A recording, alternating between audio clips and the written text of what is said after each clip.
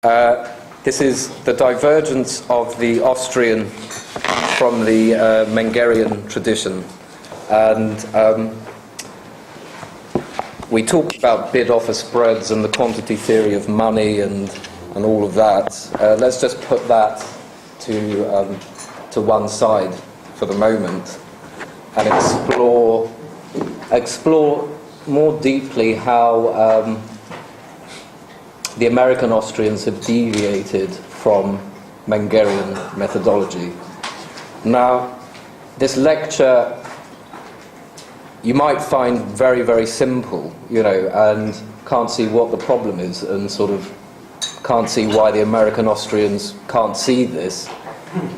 And it's a good question to keep in the back of your head, because there is no argument against it, really.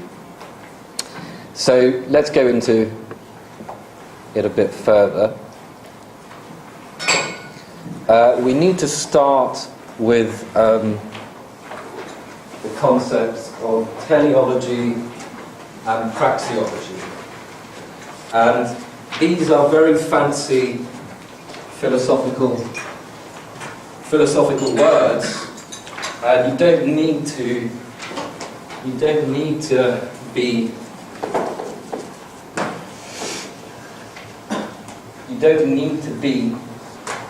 au fait with them to understand what is being talked about. So, teleology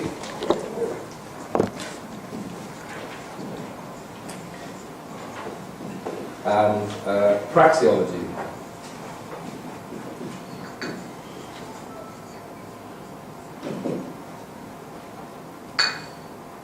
Okay.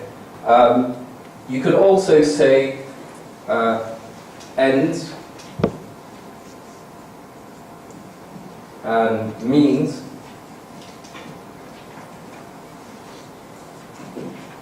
and you can say many other things for them as well.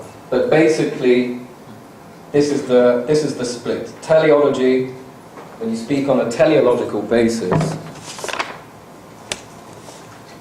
you're assuming that a process or action is teleological when it's for the sake of an end or final cause. Okay? So an example of an end would be wanting to sit down.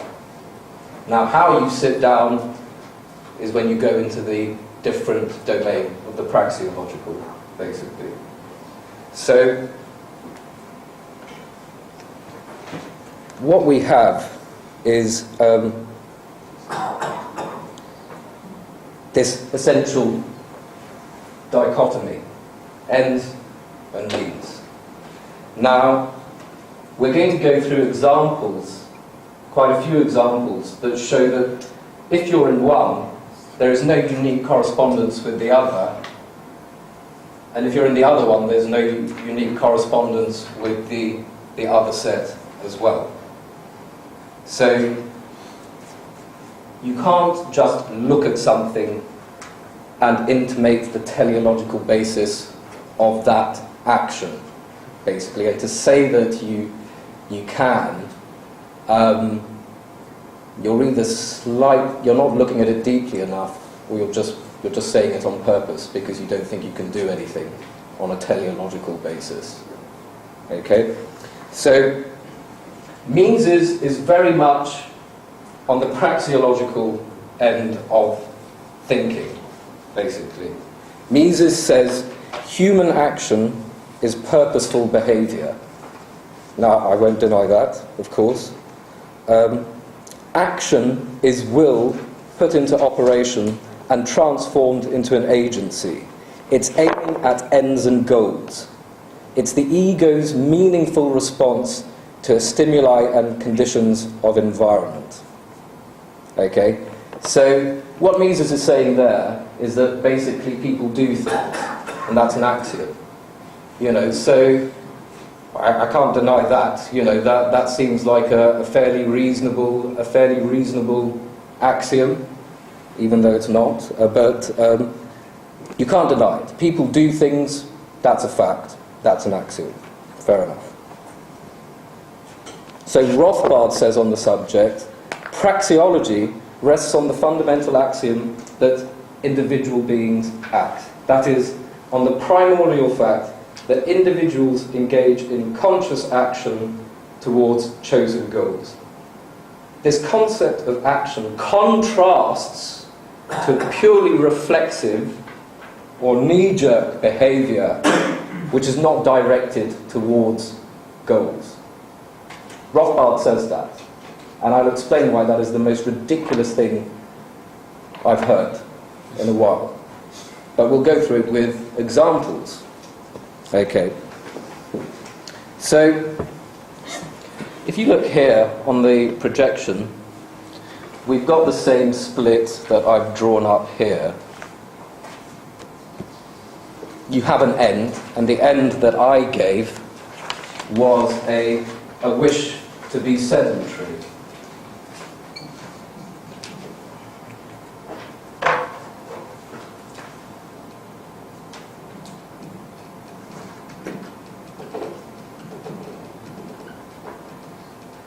Okay? So, that's a wish to be sitting down, assuming I'm not already sitting down. So, how many ways are there to sit down? Is there only one way of sitting down? There are many ways of sitting down. You could, let's say, you could sit on a chair.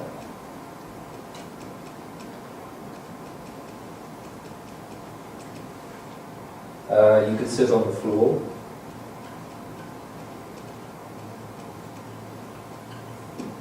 Or you could sit on a table.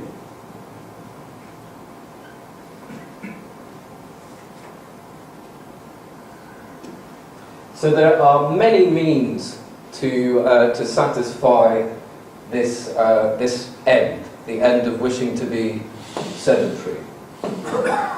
Sit on a table. I've just given 3 examples here. You can all add your own examples to the list. It's very easy to see that it's not unique. It's not unique.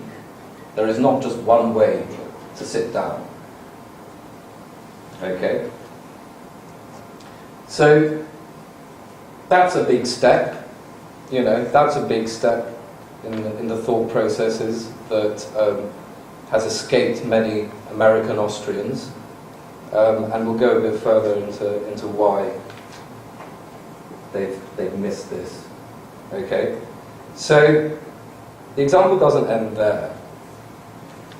So here we have A, and alpha, beta and gamma are the sit on the chair, sit on the floor, and sit on the table.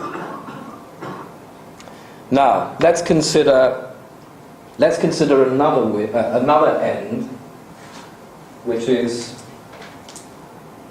a wish to be dry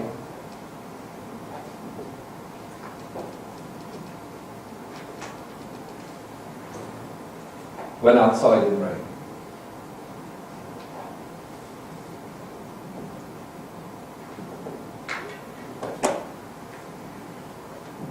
Okay, so you're outside and it's raining, and you wish to be dry. What can you do? So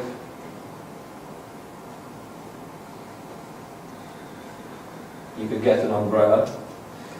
So I need to write this out. It's wrong.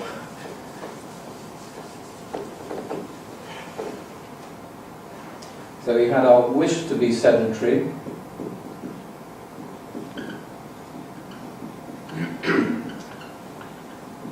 A. And we had our alpha, beta, gamma. So here you're in the teleological space, and here you're in the praxeological space, and you had the sit on chair, sit on floor, and sit on table.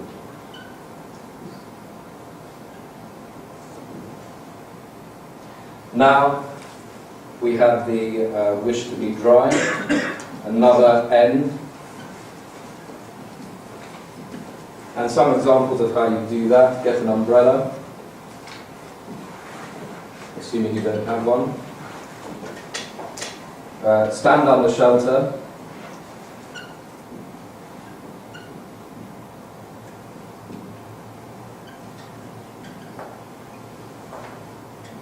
Or you could wear a Macintosh and hat.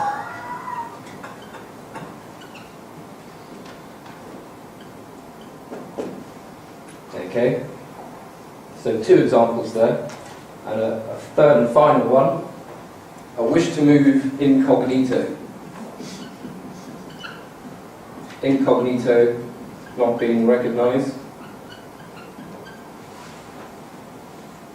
Okay, wear a wig and sunglasses.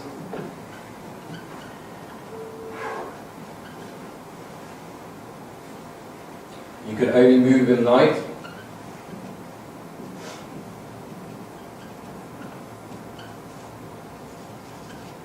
Or you could also wear a Macintosh and hat.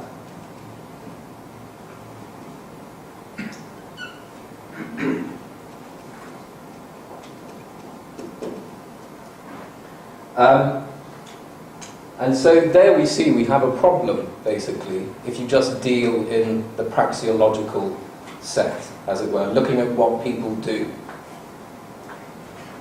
Can anyone see the problem?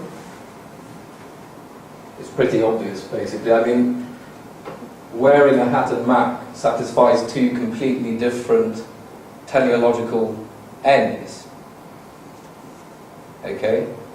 So you cannot intimate, just by looking, why someone is wearing a Macintosh and hat. There is no way for you to... I mean, it might be obvious in context why someone is, but don't confuse that with the principle that you can't. Okay? In the most general sense, there is no correspondence unique between this set, the mental set, and the way that you act what you're thinking. Okay? So I hope that's all quite clear, and it's not very difficult at all to understand this, but essentially to build a theory solely on the praxeological, as if you can do it, is wrong. Completely wrong. Now, Menger, as you can imagine, is purely concentrating on the teleological aspects of why we do things. You know, he's not concerned about the myriads of ways in which you do things, basically, but those bases behind why you're doing it. And the reason why you could be doing something is numerous, and ways to do something are also numerous. Okay? So there is no correspondence. And anyone that says there are people that say there's a correspondence, I won't give their names, but you can look it up online. They're just wrong. There isn't a correspondence. And whatever is shown to say that there is, you can pick a hole in it, and it won't be any more complicated than this kind of argument. Okay? So, teleology, praxeology. We've gone through the relationship, and we've gone through some examples, and we've shown that there is no unique correspondence. There isn't, in what we say in maths, there's not a bijection. You know, there's nothing unique about the relationship. And if you've got one without the other, you're not looking at both sides of the coin. Now, Professor talks about this in terms of the Protis Fear and the Logosphere. And the Protis Fear and the Logosphere is basically a version of what we were discussing here. So the Protis Fear is sort of things that are given. So, for example, are given but do not have an explanation beyond it, basically. So, for an example, appreciation of music.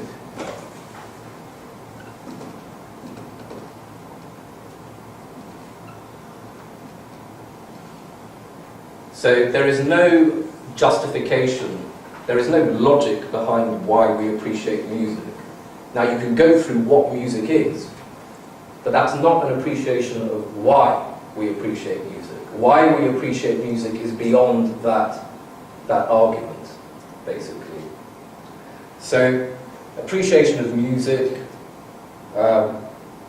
trees, stars, you know, all of the things surrounding us, things that are subhuman, animals, you know, stuff which is not, on the face of it, anything to do with, doesn't have a greater teleological basis behind it. On the face of it, doesn't have a greater teleological basis behind it. And the logosphere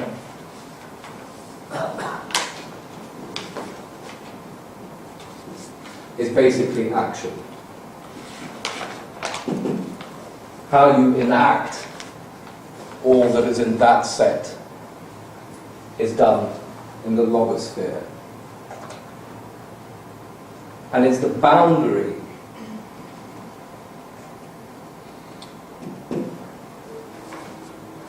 that concerns us. And this is where Menger is neither in one nor the other, really.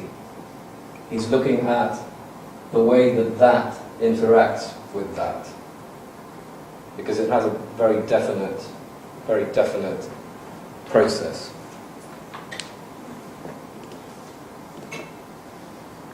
The next one. So let's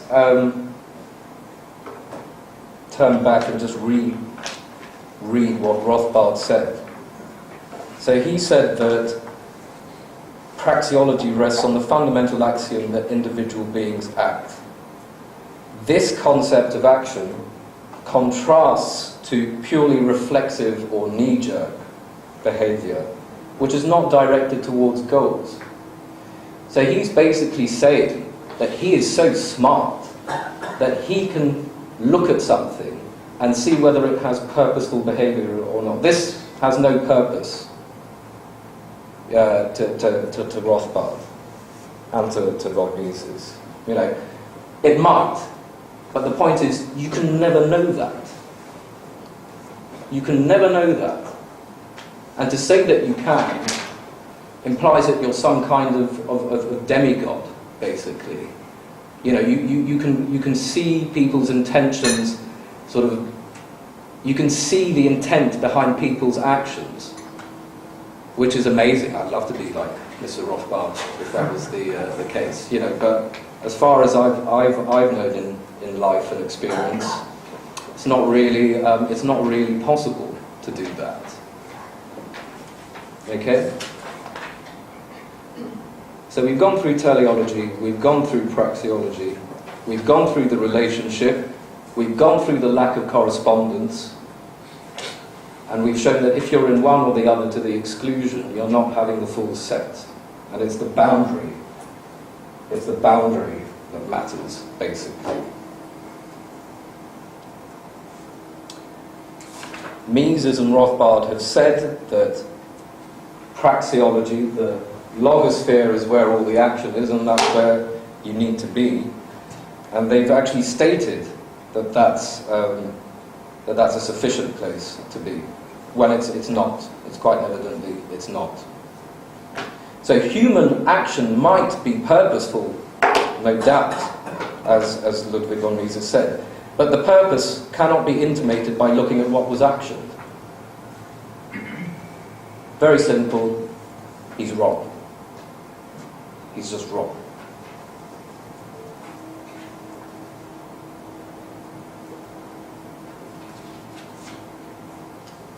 So, as you can imagine, the difference between teleology and praxeology doesn't only infect economics, it infects many, many different subjects which aren't supposedly related, you know.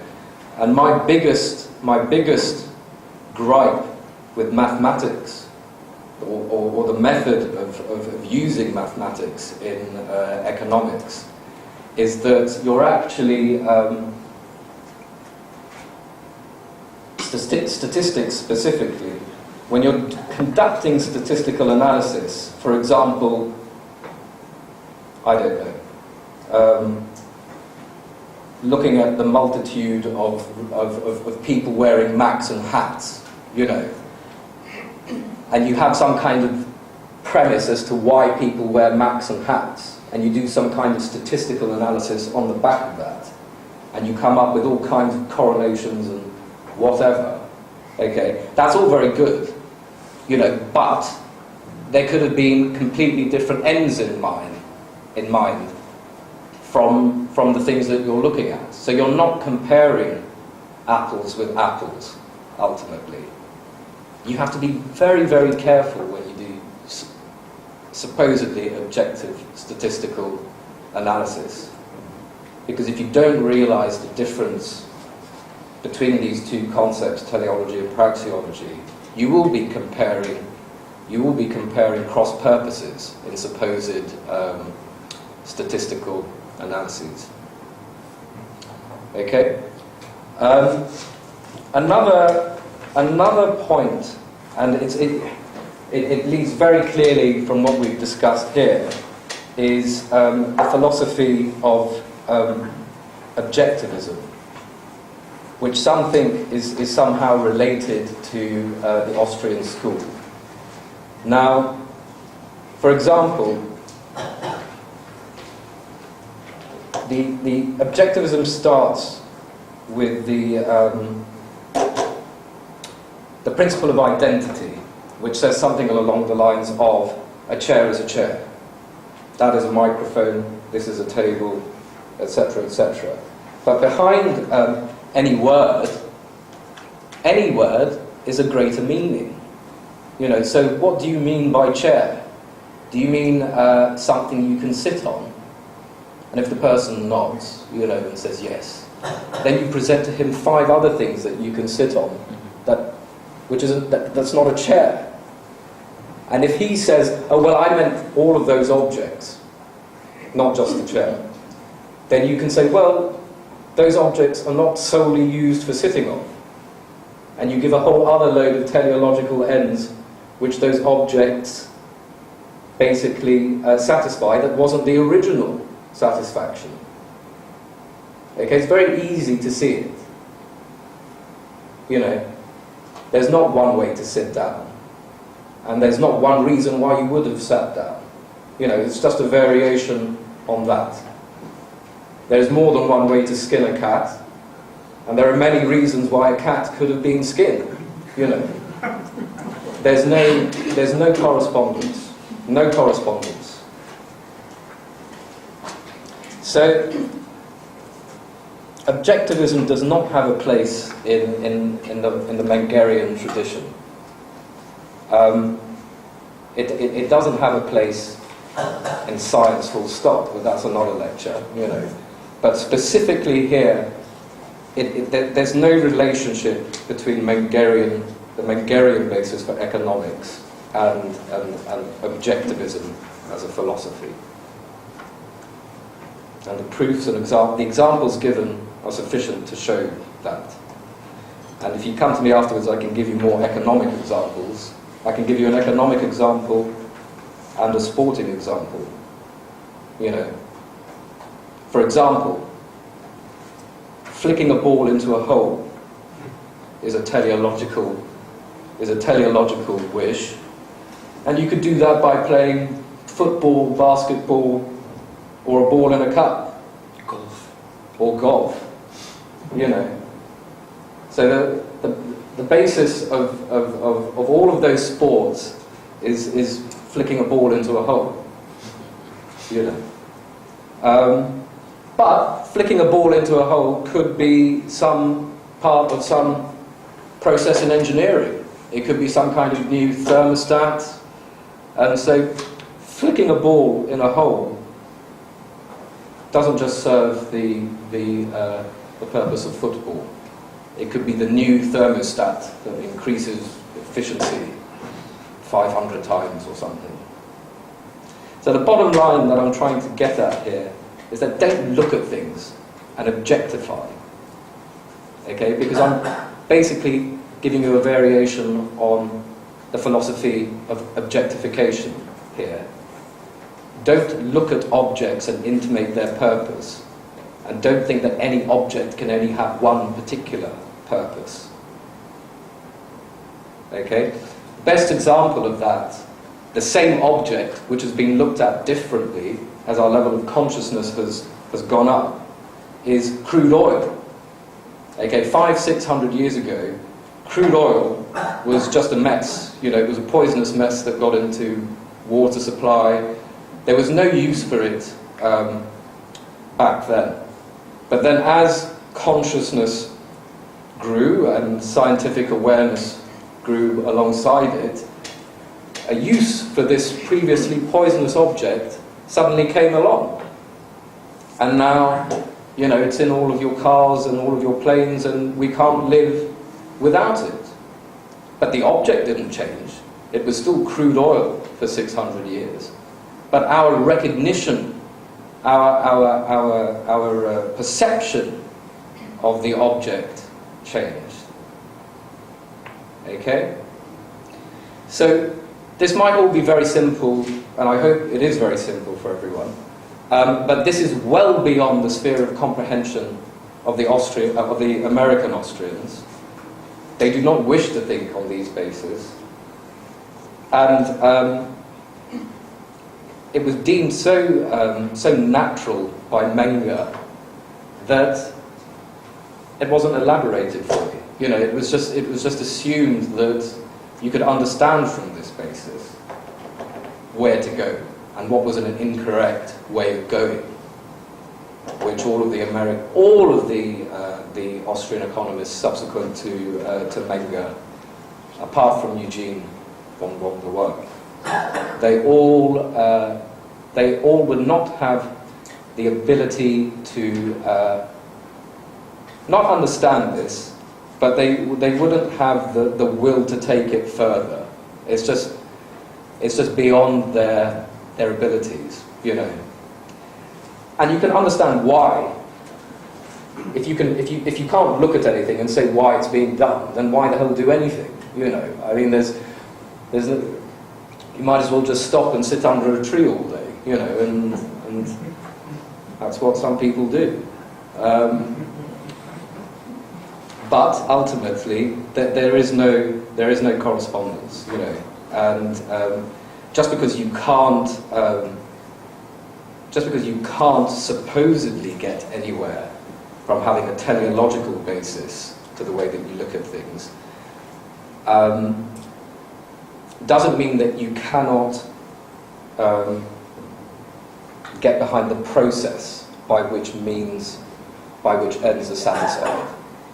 Because there is very much a process behind which means satisfy ends. And it's that process, it's that boundary, you know, that Menger develops and talks about. You know, it's that's the important thing. These two don't mean anything on their own. It's what you have to look at is this boundary, as it were. A purely mental thing. So I think that I haven't got much else to say. If there are any questions on the back of that, let's go ahead now. This is, I agree with what you said, all of it, except that the drift of it is in the direction of subjectivism, pure subjectivism, which philosophically is whatever the person's mind deems to be the case is the case, and so therefore I make up my own meaning in my own world, my own reality. And I mean, there's lots and lots of C.S. Lewis's probably the easiest of the writers. So you've got an essay called Subjectivism. And the effect on morals and society basically Yeah. everybody is an anarchist without reference to anybody else is the terms of that. So there are various pegs in the ground which I would call realism as a philosophy. And the first is the objective facts are out there. I mean, my favourite is the periodic table. So you've got hydrogen, helium, lithium, beryllium, boron, etc. all the way up to uranium, and the naturally occurring ones. And so those are just facts that are out there, and your job as a thinker is to subjectively grasp those facts, take them on board, and then use them. If you think that uranium isn't fissile, then the first time you get too near to an atom bomb,